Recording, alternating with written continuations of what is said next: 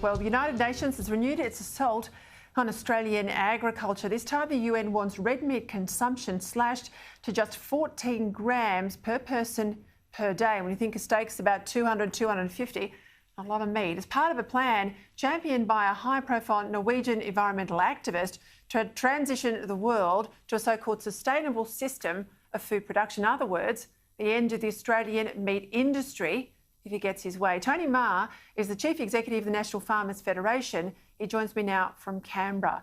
So what does the UN have against Australian farmers, Tony?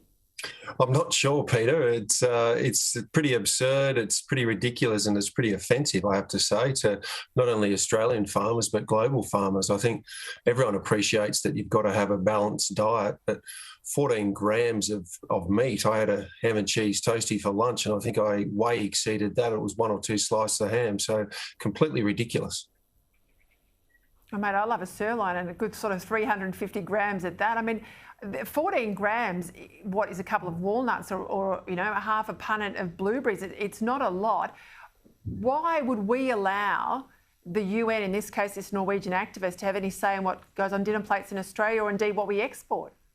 Yeah, look, it's deeply troubling that this Eat Lancet group has somehow infiltrated the United Nations Food Systems Summit, and the risk is that this becomes some sort of quasi-regulatory arrangement that countries around the world think is okay.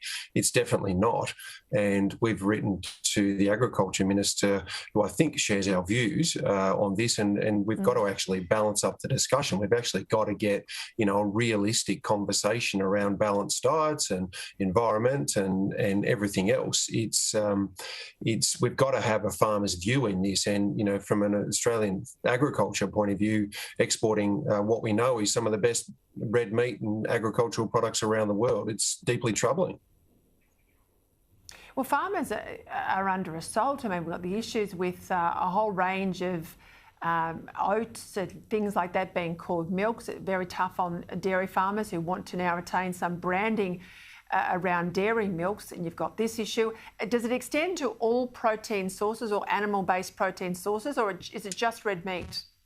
Look, it appears as if it's some sort of assault on animal agriculture, and they're proposing that, you know, the diet be made up of legumes and grains and rice and vegetables, which, again, is all fine. At the end of the day, farmers produce those goods as well, and we don't want to compromise, you know, opportunities for farmers that produce those goods.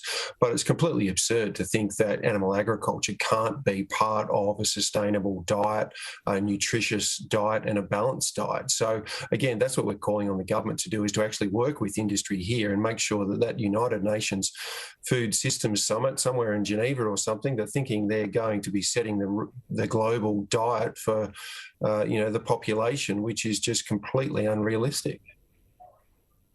You and I know, though, as companies move into sort of a middle-class livelihood, we've seen this in Indonesia, they want high-chain, high-value protein sources. It's a point of great pride in Indonesia that they're importing meat from Australia, that we've got this export industry. How much of this, though, is related to emissions reduction? We know once you get beyond energy, you get into transport, you get into agriculture. Is this really what the fight's about? Well, it could be. Again, it's probably philosophical differences and views on animal agriculture, but there's no doubt, you know, they have got a view against animal agriculture, and it does relate to probably ethics, but environmental issues like emissions as well. That, you know, we don't want the red meat industry or animal agriculture to be the scapegoat for these people that are, you know, wanting to save the planet. Our view is that we can, you know, chew gum and walk at the same time. We've done great things in Australian agriculture around, and we're continually evolving around our practices and our methods of reducing our impact on the environment, whether that's water or energy or emissions. We'll continue to do so. It shouldn't mean the death knell for red meat or animal production in this country or globally. And we've got to be actually at the table around the United Nations Food Systems Summit to make sure people understand that. I've got to go very, very quickly. What happens next? Well, there's a next meeting in September, and we'll be making sure that the United Nations understand their view of farmers, definitely in Australia, but hopefully around the world. We've got good connections with farming bodies around the world, and we'll be putting our views forward. And we want to do that hand in hand with government, because I think government's got a role to play here. Well, strength to your arm, Tony Maher. As I said, I love a steak, so I want you to succeed. I know lots of Australians do. Thank you for your time. Thanks, Peter.